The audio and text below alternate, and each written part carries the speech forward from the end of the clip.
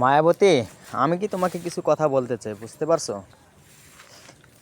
তোমার যে মায়া, সেই প্রকৃতিক কথাগুলো মিডিয়া এবং বিভিন্ন রকমের ভাইরাল।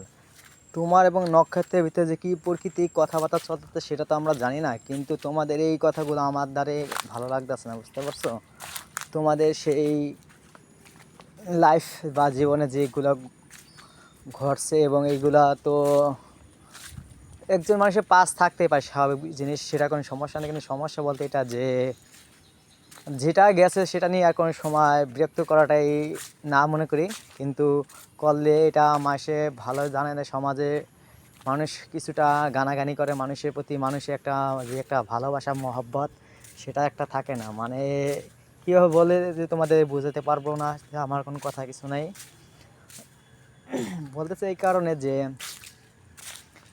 লাইফ হলো যাহার পার্সোনাল হবে, কেউ লাইফ কেউ ই করতে পারে না। মানে একটা আছে না যে মানুষের লাইফ একজনে সাজাতে, সেটা না, নিজের লাইফ নিজেই সংগ্রহ করে রাখতে হবে। এটাই নিজের প্রকৃতিক ভালোবাসা বা আশা কিছু।